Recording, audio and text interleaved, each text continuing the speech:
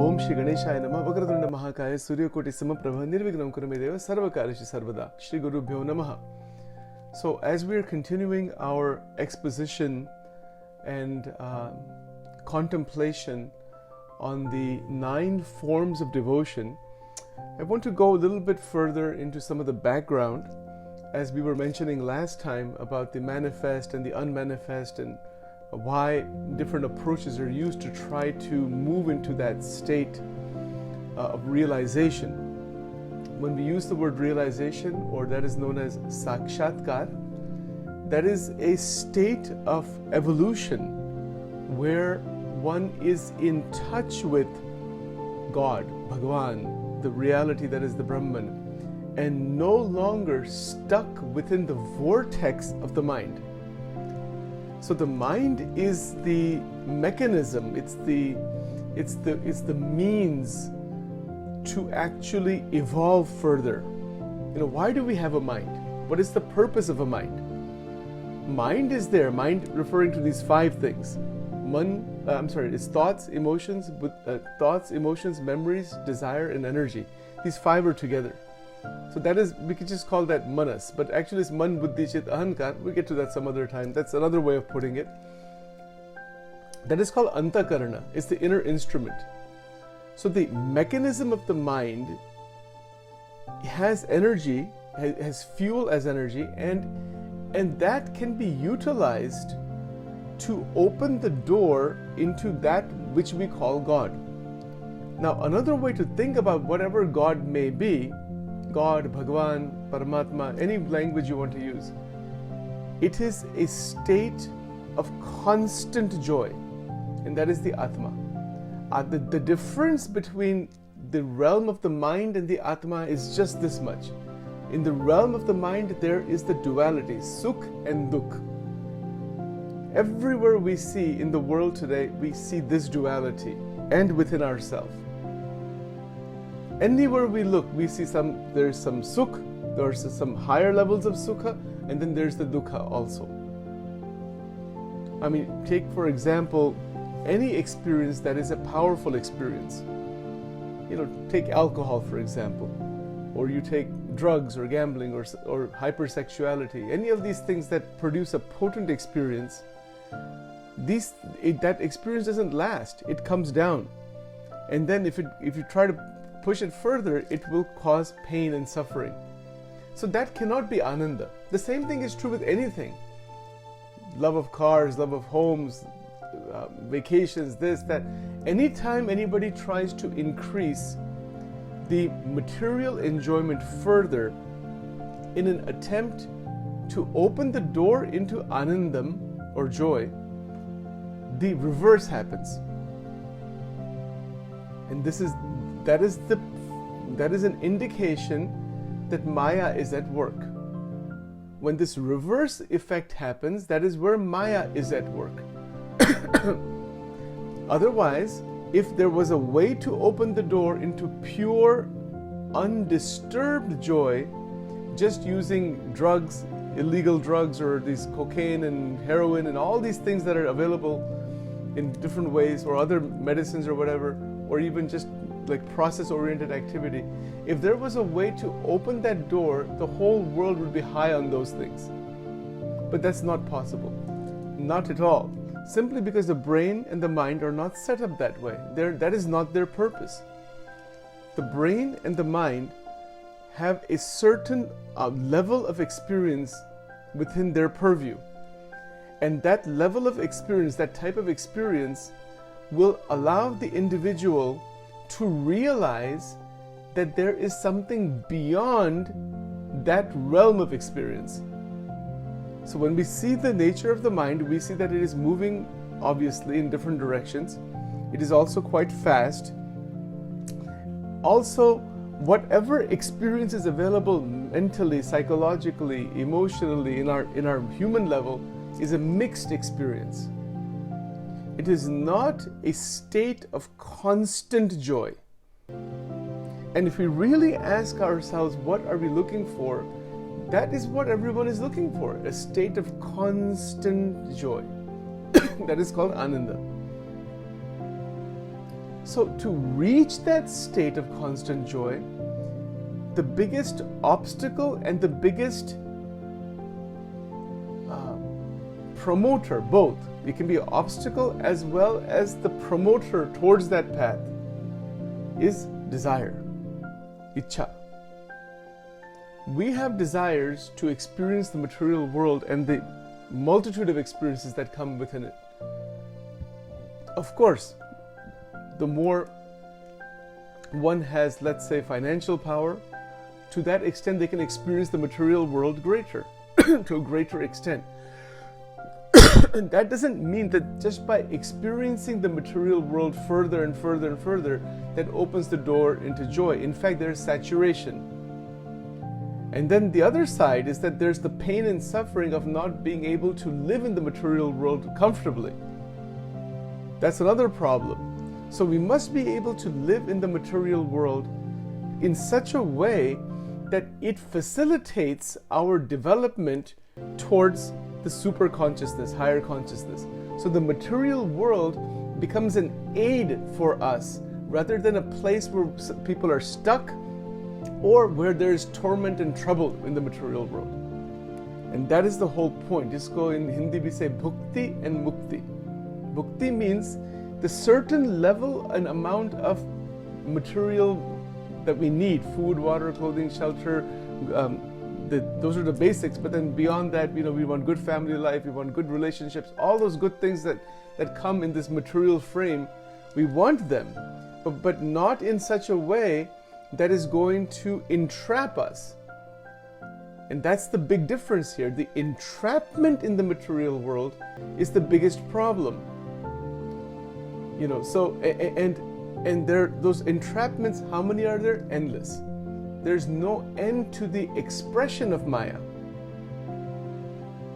Similarly, or in that vein, if our attempt is to realize the pure joy, then the realization of the nature of desire is the key, ichha. Desire meaning ichha. And the experience that is provided by the material reality when the desire is fulfilled. So for example, let's say I'm sitting here and I want to drink a cup of coffee. We'll take simple, very simple example. There are more complicated ones, obviously. If I have a desire to drink a cup of coffee, there's a ichha, there's a desire, that's an impulse that says, yes, I want a cup of coffee. Now if I want a cup of coffee, do I want the cup of coffee or do I want the experience the coffee provides? The experience provided when drinking the coffee, the sensation, the smell, the taste, the temperature, and then I drink it, and then after I drink half a cup or a quarter cup or a whole cup, I feel, this was a good cup, and then the caffeine impact, the person feels more awakened. It's not the cup of coffee we want. Let's be clear about that. That's not what we want. What we want is the experience that the coffee provides. If it didn't provide the experience it does, why would we take it? If we drink just water, that doesn't give us the experience of a cup of coffee. No. Just like that with all sense objects. If we eat a gulab jamun, like a sweet, that has a specific flavor taste, but another kind of sweet will have a different flavor taste. Similarly, the point is that the senses and the experiences of the senses give us this wide range of experience within the material world. Now, is that experience a problem? Not really. It can be a problem, but it can also be towards one's benefit. In fact, every experience of the material world is existing because there is Atma.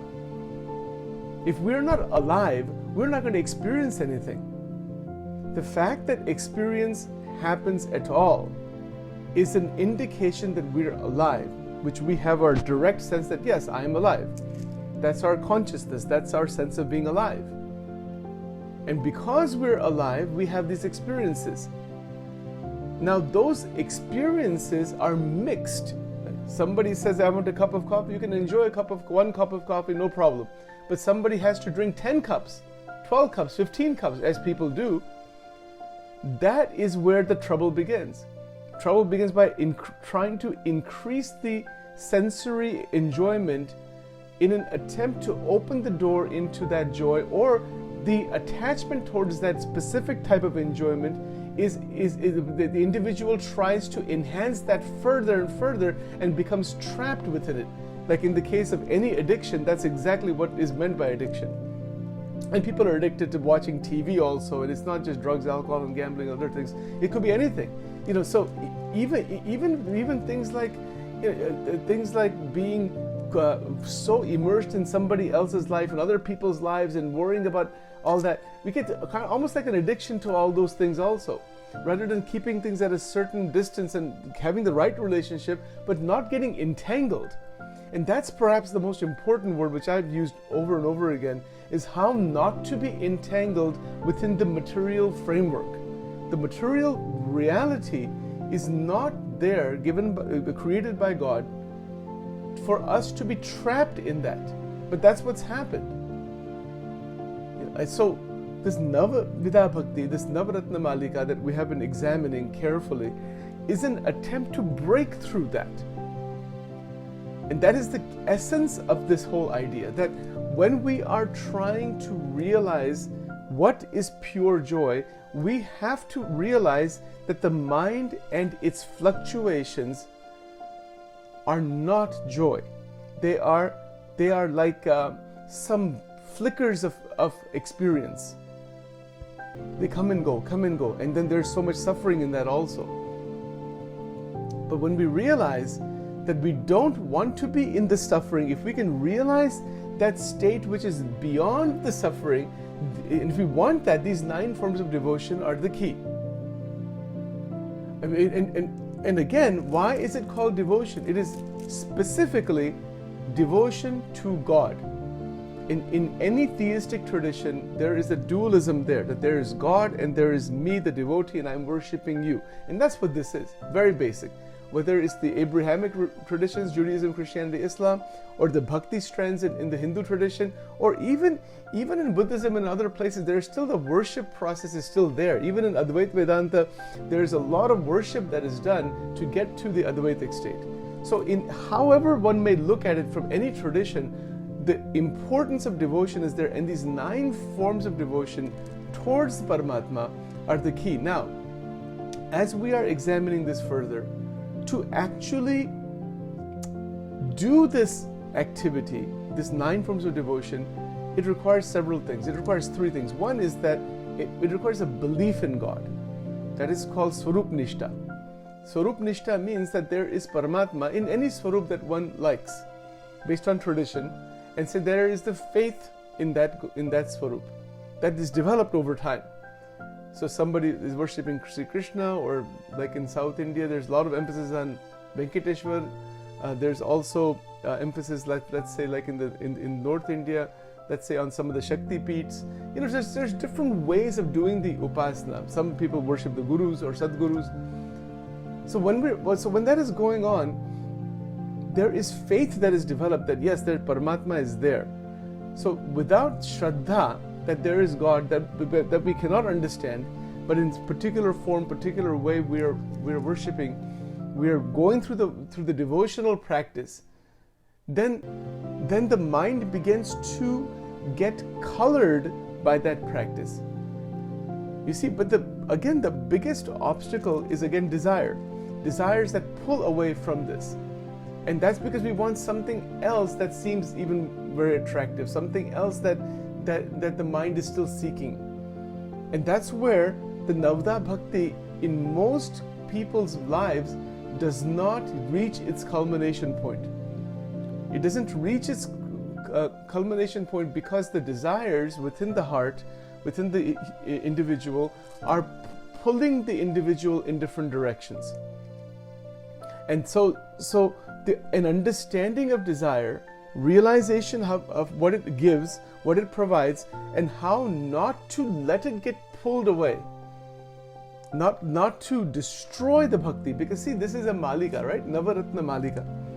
Navaratna Malika is the garland of 9 gems. So these are the most extraordinary gems, meaning the gems in the sense that they are qualities within the individual, that once they develop, they are gems offered to God. They are the devotional gems. There's no ego in this.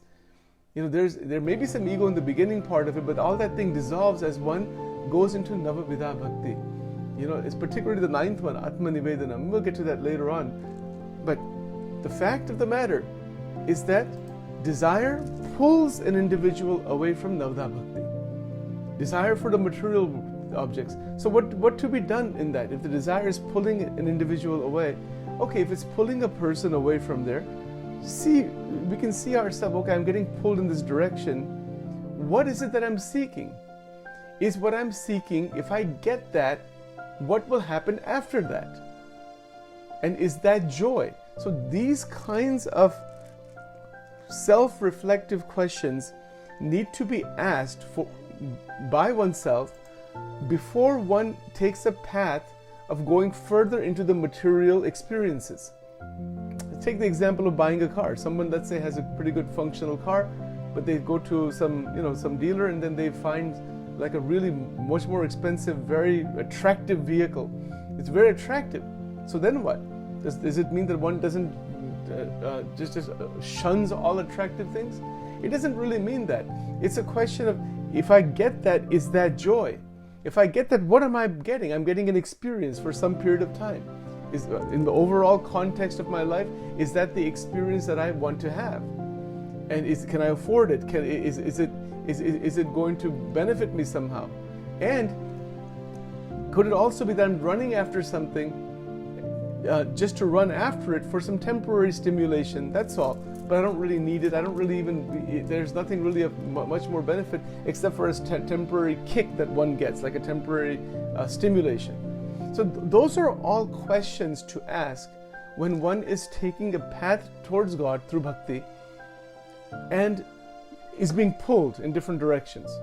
So if one is getting pulled, see what it offers you, what experience it gives. And so from that, the 9 forms of devotion, Shravanam, Kirtanam, Vishnu, Smaranam, Padasevanam. So what happens in this? When we are remembering God, Shravan, when we're remembering the Smaranam, remembering the scriptural ideas, the charitras, the different teachings, our mind begins to evolve. That is why it is called a Navaratna Malika. It's a garland of 9 gems, because it is going to take the energy within us and evolve it further. The mind evolves into like a divine mind, into an anointed mind, into a bhakti infused mind. So it is our internal evolution that we are seeking. And if that evolution is not happening, then we are just in ritualism. If people are even doing rituals, then it's just ritual.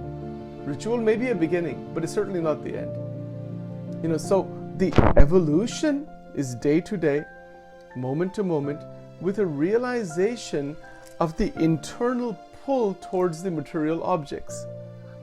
And those internal pulls that are present, these things have power within them, and they give, and the jiva is seeking a certain experience, as I said before.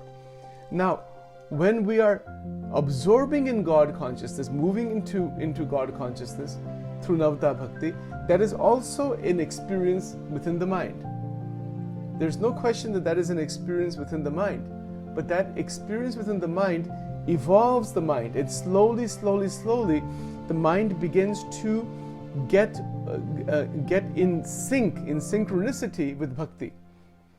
And then the power from within, the emotional and devotional power begins to increase. And as that begins to increase, there is more and more natural stability of the mind and experience of joy, and eventually the experience of the Atma, or the reopening of the Atma. So that's the progression we're looking at. Why do all of this? What is the result in some sense? The result is that the emotions begin they reach a divine state, and then there is a greater opening within in meditation of the Atma. And so when the Atmic consciousness begins to open up, we begin to experience extended states of joy. And so jisko divya ananda kehte hain. There are times, and I've gone through this myself, and some of you may have also, I'm sure, that as you go into devotional states, there are times where you just want to remain in it. You don't want to come out of it. And see, this happens even in the worldly life. Things that we really enjoy, like a party or like a dance or something like that. And there are states of mind where we just want to be in it. We don't want to get out of it. This happens in something like gambling, for example, which I've had some experiences in my life. So in that, there are periods of time where a person just wants to stay in that and doesn't want to come out of it. It happens in many other contexts. Even if you're having a great meal, like a great food, like a 7-course meal, with nice company and this and that, you just want to, there are states of mind where you just want to stay within that. Why is all that there? Because that is a way for God to showing us, if you can experience that in the material world, see what the spiritual dimension might be like. In the spiritual realization, there is the same possibility, but it is much more intense and it can be continuous. In the material world, it is never continuous because of the 3 gunas. It's not continuous at all. It is for the time, it comes and goes, and human beings want to make it continuous. There's no question. Somebody likes something, whatever it is, there is a tendency psychologically to take it further and further to experience higher states of that. And actually, if we look at the whole material world's development, that's what we see. We see more and more refinement and development of goods and products to give us wide range of experiences. Isn't it so? So we can see that. Similarly, as one increases the devotional practices of Shravanam, Kirtanam, different bhajans, Kirtan, Manan, Chintan, as one increases these practices, including yogic practices, mantra practices, all of that, eventually the rasa, the bhava in the rasa begin to show up. The rasa is the taste for it, not the physical taste. The inner experience of it begins to show up, and that is where jnana is really necessary. Knowledge is necessary. The vision is necessary to realize that this rasa that is showing up within us, it is a beginning. It is an ecstasy. It can be the ecstatic rasa, but that leads to ananda. In more technical language, that ecstatic rasa is within the anandamaya kosha, the 5th kosha. So we have 5 layers before the atma. So there's the annamaya kosha, pranamaya kosha, annamaya kosha, pranamaya kosha, manomaya kosha, vijnanamaya kosha, annamaya kosha. There are 5, and I'll show you some diagrams on that later on. But those 5 layers are there. So when we, even in devotion, sometimes you feel so much ecstasy, it's like it's just so awesome and it's a great feeling. That is the anandamaya kosha. It's anandamaya. It is close to ananda. So ananda is infused within that, but it is still there's a layer there between the pure ananda and the anandamaya kosha. So the anandamaya, we get glimpses of anandamaya kosha when there are ecstasy type of experiences. Some glimpses of that are there, but that is also not still the final thing. So we are to move into a state of constant joy. That is a realization of the Atma. So one is freed completely from the clutches of Maya. The clutches of Maya are within the realm of Sattva Gun, Rajogun, Tamogun, and the power of sadhana can be such, and the grace of God, Bhagwan ki Krupa, by the grace of God, an individual is pulled away from that Maya completely and taken back to the source, which is Ananda. And then one lives in the world like anybody else, but one is living without fragmentation of the mind, without confusion, without entrapment, with tremendous clarity. That person is a Jivan Mukta, is a living, liberated being. That is what we are aiming towards. That is what we want. Why we have temples and mandirs and satsang and pujas and archanas and 100 things are there. All of these things are there for only one purpose, so that ultimately we can eventually move into a state of living liberation. And the living liberation is such that there is joy that is moving through us constantly. It is a continuous joy because there is greater and greater and greater realization of God internally, of Bhagavan and the Atma. Both are realized further and further, further and further. So then what about the material enjoyments? What happens in the material enjoyments? Material enjoyments are like bubbles only. They just come, they're there. They're not rejected. They're there. But they're seen for what they are in its entirety, and the enlightened being never runs after them because of seeing how limited they are. They may interact to some extent. Limited interaction is there in the material world because there is the opening of the divine wealth. If you have opened up the infinite joy from within, these small things, everything is small in this material world compared to that. It's like this: if you have, $100 billion, and if somebody says, "Here, I'm going to give you, $5 bill. Here, you take this." Okay, you may respectfully take it for some reason, but you have $100 billion. Where is the issue? Where is the comparison even? So if you can imagine somebody who has $100 billion, someone like Bill Gates or someone like that, and he is now crying for losing $5 or for something that's worth $5 value. It's like this Jivatma is actually a multi-billionaire from the point of view of God, but doesn't realize he's become so tiny and so limited. It's unbelievable, and as a result of that, is crying and is tormenting itself by running after the material world in a very limited way without being a Jivan Mukta. The Jiva that is bound can become a Jivan Mukta when it realizes what it is, that it is the Atma, not this limited being, and it realizes that it has within itself the repository of infinite joy.